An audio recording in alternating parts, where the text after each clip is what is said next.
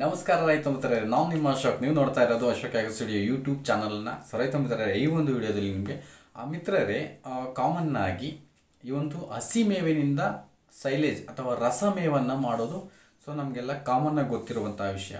ಹಸಿ ಮೇವು, ಜೋಳದ ಮೇವಾಗಿರ್ಬೋದು, ಒಂದು ಮೆಕ್ಕೆಜೋಳ, ಕೋಫೋರು, ಸೊ ಈ ರೀತಿ ನೇಪಿಯರ್ಗಳನ್ನ ಬಳಕೆ ಮಾಡಿಕೊಂಡು ಹಸಿ ಮೇವನ್ನು ಬಳಕೆ ಮಾಡಿಕೊಂಡು ಅದನ್ನು ರಸಮೇವನ್ನು ಮಾಡೋದು ಅಂದರೆ ಸೈಲೇಜ್ ಮಾಡೋದನ್ನು ಸೊ ಕಾಮನ್ನಾಗಿ ನಾವೆಲ್ಲ ತಿಳ್ಕೊಂಡಿದ್ದೀವಿ.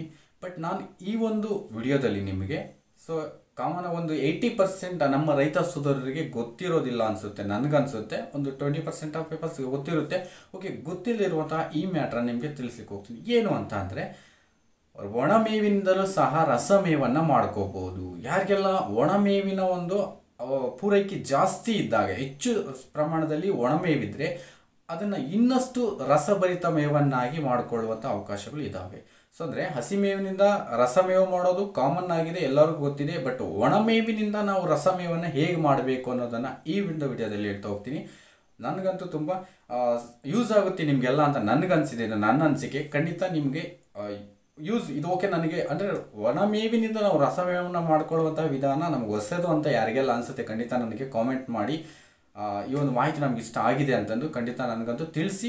ಹಾಗೆಯೇ ಲೈಕ್ ಮಾಡಿ. ನೀವು ಲೈಕ್ ಮಾಡಿದ್ರೆ ನನ್ನ ವಿಡಿಯೋಗಳು ನಿಮಗೆ ಇಷ್ಟ ಆಗಿದೆ ಇಲ್ಲ ಅಂತ ನನಗಂತೂ ಕನ್ಫರ್ಮ್ ಮಾಡ್ಕೋತೀನಿ, ಇಷ್ಟ ಆಗಿದೆ ಇಲ್ವಾ ಅಂತ. ಸೊ ಯಾವ ಒಂದು ವಿಡಿಯೋಗಳಿಗೆ ಹೆಚ್ಚು ಲೈಕ್ ಬರ್ತಾವೋ ಆ ಒಂದು ಮಾಹಿತಿಯನ್ನು ನಿಮಗೆ ಹೆಚ್ಚು ಕೊಡಲಿಕ್ಕೆ ನಾನು ಇಷ್ಟಪಡ್ತೀನಿ. ಓಕೆ, ಈ ವಿಡಿಯೋ ಇಷ್ಟ ಆದರೆ ನಿಮಗೆ ಖಂಡಿತ ಲೈಕನ್ನು ಮಾಡಿ. ಓಕೆ, ನಾವು ಮ್ಯಾಟರ್ಗೆ ಬರೋದಾದರೆ, ಈ ಒಂದು ಒಣಮೇವಿನಿಂದ ರಸಮೇವು ಮಾಡಲಿಕ್ಕೆ ನಾವು ಏನೆಲ್ಲ ಯಾವ ವಿಧದ ಒಂದು ಹುಲ್ಲನ್ನು ಬಳಕೆ ಮಾಡಬೇಕು, ಮುಖ್ಯವಾಗಿ ಯಾವ ವಿಧದ ಹುಲ್ಲನ್ನು ಬಳಕೆ ಮಾಡಿಕೊಂಡು ರಸಮೇವು ಮಾಡ್ಕೋಬಹುದು, ಮತ್ತು ರಸಮೇವು ಮಾಡಬೇಕಾದ್ರೆ ಏನೆಲ್ಲ ಇಂಗ್ರೀಡಿಯೆಂಟ್ಸನ್ನು ಯೂಸ್ ಮಾಡ್ಕೋಬೇಕು, ಎಷ್ಟು ದಿನದ ತನಕ ಈ ಒಂದು ರಸಮೇವನ್ನು ಸ್ಟೋರ್ ಮಾಡಬೇಕು, ನಂತರ ನಾವು ಯಾವಾಗ ಕೊಡಬೇಕು, ಮುಖ್ಯವಾಗಿ ಈ ಮೇವನ್ನು ಯಾವ ಒಂದು ರಾಸುಗಳಿಗೆ ಕೊಡಬೇಕು, ಯಾವಕ್ಕೆ ಕೊಡಬಾರ್ದು. ಈ ಒಂದು ರಸಮೇವನ್ನು ಕೊಡೋದ್ರಿಂದ ಏನು ಪ್ರಾಫಿಟ್ ಇದೆ, ಫ್ಯಾಟ್ ಹೆಚ್ಚಾಗುತ್ತಾ ಅಥವಾ ಹಾಲಿನ ಒಂದು ಉತ್ಪಾದನೆ ಹೆಚ್ಚಾಗುತ್ತಾ, ಸೊ ಹಾಗೂ ಇದು ಯಾವುದಕ್ಕೆ ಕೊಡಬಾರ್ದು, ಯಾವ ಸಮಯದಲ್ಲಿ ಕೊಡಬೇಕು ಕೊಡಬಾರ್ದು, ಇವೆಲ್ಲವನ್ನು ಟೋಟಲ್ ಆಗಿ ನಾನು ನಿಮಗೆ ಈ ಒಂದು ವಿಡಿಯೋದಲ್ಲಿ ಹೋಗ್ತೀನಿ. ವಿಡಿಯೋವನ್ನು ಕರೆಕ್ಟ್ ಅಂದರೆ ಸ್ಕಿಪ್ ಮಾಡ್ದಲೆ ಮುಂದಕ್ಕೆ ಹೋಗ್ದಲೆ ಕಂಟಿನ್ಯೂಸ್ ಆಗಿ ವಾಚ್ ಮಾಡಿ, ನಿಮಗೆ ಸಂಪೂರ್ಣವಾಗಿ ಅರ್ಥ ಆಗುತ್ತೆ, ಡೌಟ್ ಕ್ಲಿಯರ್ ಆಗುತ್ತೆ. ಓಕೆ, ವಿಡಿಯೋನ ಸ್ಟಾರ್ಟ್. ನಮ್ಗೆ ಏನೇನು ಬೇಕು, ಮುಖ್ಯವಾಗಿ ರಸಮೇವನ್ನು ಮಾಡಲಿಕ್ಕೆ, ಒಣಮೇವಿನಿಂದ ರಸಮೇವು ಮಾಡಲಿಕ್ಕೆ ಮುಖ್ಯವಾಗಿ ನಮ್ಗೆ ಏನೇನು ಬೇಕು ಅಂತಂದರೆ, ನಾವಿಲ್ಲಿ ರಸಮೇವು ಮಾಡಲಿಕ್ಕೆ ಹೋಗ್ತಿರ್ತಕ್ಕಂಥದ್ದು ಭತ್ತದ ಹುಲ್ಲನ್ನು, ಒಣ ಹುಲ್ಲು, ಭತ್ತದ ಒಣ ಹುಲ್ಲು. ಅದರ ಜೊತೆಗೆ ಅಂದರೆ ಎಷ್ಟೆಷ್ಟು ಬೇಕು ಅನ್ನೋದು ಹೇಳ್ತೀನಿ. ಇವಾಗ ನಾವೊಂದು ರಸಮೇವನ್ನು ಮಾಡ್ಕೋಬೇಕು ನಮ್ಮದು ಒಂದು ಇದಕ್ಕೆ ಅಂತ ಅಂದರೆ, ಒಂದು ಕ್ವಿಂಟಲ್ನಷ್ಟು, ಒಂದು 100 kgಯಷ್ಟು ಒಣಮೇವು ಭತ್ತದ ಹುಲ್ಲನ್ನು ತೆಗೆದುಕೋತೀವಿ. ಸೊ ಭತ್ತದ ಹುಲ್ಲನ್ನು ಎಲ್ಲ ರಾಸುಗಳು ನೇರವಾಗಿ ಕೊಟ್ಟರೆ ಸ್ವಲ್ಪ ತಿನ್ನಲಿಕ್ಕೆ ಹಿಂಜರಿತವೆ, ಸ್ವಲ್ಪ ತಿಂದು ಅನಂತರ ಅವುಗಳನ್ನು ತಿನ್ನಲಿಕ್ಕೆ ಹಿಂಜರಿಯುತ್ತೆ. ನಾವು ಅದನ್ನು ಸಂಪೂರ್ಣವಾಗಿ ಅದು ಇಷ್ಟಪಟ್ಟು ತಿನ್ನುವಂತೆ ಮಾಡಬೇಕಂದ್ರೆ ರಸಮೇವಾಗಿ ಮಾರ್ಪಡಿಸಬೇಕು. ಓಕೆ, ಫಸ್ಟ್ ಈಗ ನಮಗೊಂದು 100 kgಯಷ್ಟು ಭತ್ತದ ಹುಲ್ಲನ್ನು ತೆಗೆದುಕೊಂಡಿದ್ದೀವಿ, ಒಣ ಭತ್ತದ ಹುಲ್ಲನ್ನು. ಸೊ ಇದಕ್ಕೆ ನಾವು ಒಂದು 50ರಿಂದ 60 ಲೀಟರ್ನಷ್ಟು ನೀರನ್ನು ತೆಗೆದುಕೋಬೇಕಾಗುತ್ತೆ. ಸೊ ಹಾಗೆಯೇ ಸುಮಾರು 4 kgಯಷ್ಟು ಯೂರಿಯಾವನ್ನು ತೆಗೆದುಕೋಬೇಕಾಗುತ್ತೆ. 4 kg, 1 ಕ್ವಿಂಟಾಲ್ ಅಂದರೆ 100 kgಯಷ್ಟು ಭತ್ತದ ಹುಲ್ಲಿಗೆ 50ರಿಂದ 60 ಲೀಟರ್ನಷ್ಟು ನೀರು ಪ್ಲಸ್ 4 kgಯಷ್ಟು ಯೂರಿಯಾವನ್ನು. ಸೊ ಇಷ್ಟನ್ನು ತೆಗೆದುಕೊಂಡು ನಾವು ಯೂರಿಯಾವನ್ನು ನೀರಿನ ಜೊತೆ ಚೆನ್ನಾಗಿ ಮಿಕ್ಸ್ ಮಾಡಬೇಕಾಗುತ್ತೆ. ಅದರ ಜೊತೆಗೆ ನಮಗೆ ಒಂದು ದೊಡ್ಡದಾದಂತಹ ಟಾರ್ಪಲಿನ್ ಬೇಕಾಗುತ್ತೆ. ಸೊ ಯಾಕಂದರೆ ಆ ಹುಲ್ಲನ್ನು ಅದರ ಮೇಲೆ ಹರಡಲಿಕ್ಕೆ, ಹಾಗೆಯೇ ಈ ಪಾಲಿಥೀನ್ ಬ್ಯಾಗ್ಗಳು ಬೇಕಾಗುತ್ತೆ, ಅವುಗಳನ್ನು ಸ್ಟೋರ್ ಮಾಡಲಿಕ್ಕೆ, ಆ ಹುಲ್ಲನ್ನು ಸ್ಟೋರ್ ಮಾಡಲಿಕ್ಕೆ. ಸೊ ಇಷ್ಟು ನಮಗೆ ಯೂರಿಯಾ, ನೀರು, ಭತ್ತದ ಹುಲ್ಲು, ಟಾರ್ಪಲಿನ್, ಪಾಲಿಥೀನ್ ಬ್ಯಾಗ್ಗಳು, ಸೊ ಇಷ್ಟು ಬೇಕಾಗುತ್ತೆ ನಾವು ರಸಮೇವನ್ನು ಮಾಡಲಿಕ್ಕೆ.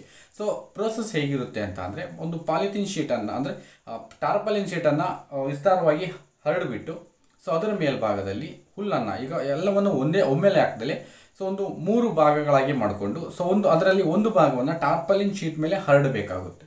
ಸೊ ಹರಡಿದ ನಂತರ ಸೊ ಏನು 50ರಿಂದ 60 ಲೀಟರ್ ನೀರಿಗೆ ನಾವು ಯೂರಿಯಾವನ್ನು ಬೆರೆಸಿ ಚೆನ್ನಾಗಿ ಕರಗುವಂತೆ ಮಾಡಿರ್ತೀವೋ ಆ ನೀರನ್ನು ಆ ಹುಲ್ಲಿನ ಮೇಲೆ ಚಿಮುಕಿಸ್ಬೇಕು. ಸ್ಪ್ರೇ ಮಾಡಿದ್ರೆ ಬೆಸ್ಟಾಗಿ ವರ್ಕ್ ಆಗುತ್ತೆ. ನೀವು ಸ್ಪ್ರೇಯರ್ಗಳನ್ನು ಬಳಕೆ ಮಾಡಿ ಸ್ಪ್ರೇ ಮಾಡಿದ್ರೆ ಓಕೆ ಸೂಪರ್, ಅದು ಇನ್ನೂ ಚೆನ್ನಾಗಿ ವರ್ಕ್ ಆಗುತ್ತೆ. ಸ್ಪ್ರೇಯರ್ ಇಲ್ಲದೆ ಇರೋರು ಚಿಮುಕಿಸ್ತಾ ಹೋದ್ರೂ ಓಕೆ.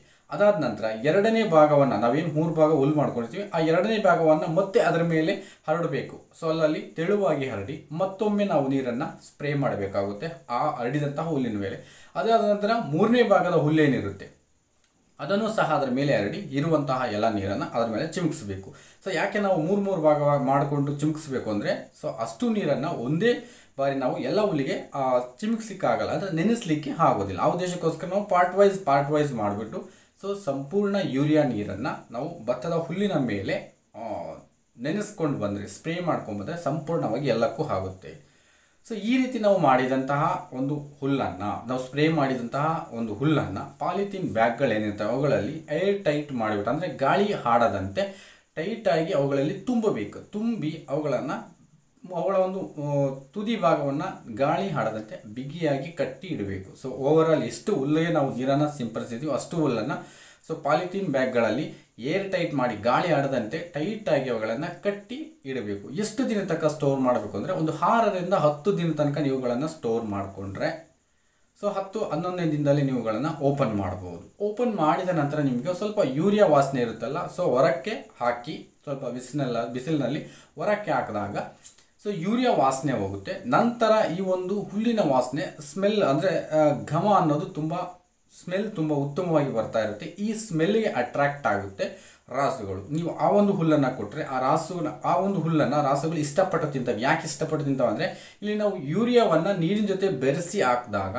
ಆ ಒಂದು ಯೂರಿಯಾ ನೀರು ಹುಲ್ಲಿಗೆ ಅಂಟಿದಾಗ ಅಲ್ಲಿ ಅಮೋನಿಯಂ ರಿಲೀಸ್ ಆಗುತ್ತೆ. ಈ ಅಮೋನಿಯಾ ಏನಾಗುತ್ತೆ ರಿಲೀಸ್ ಆದಾಗ ಆ ಒಂದು ಸ್ಮೆಲ್ ಚೆನ್ನಾಗಿರುತ್ತೆ. ನೀವು ಪ್ರತಿಯೊಂದು ದಾಣಿ ಮಿಶ್ರಣದಲ್ಲಿ ಅಮೋನಿಯಾ ಮಿಕ್ಸ್ ಆಗಿದ್ದರೆ ಸ್ಮೆಲ್ ಚೆನ್ನಾಗಿ ಬರುತ್ತೆ. ಸ್ಮೆಲ್ ಚೆನ್ನಾಗಿ ಬಂದಾಗ ಇಷ್ಟಪಟ್ಟು ತಿಂತವೆ ರಾಸುಗಳು.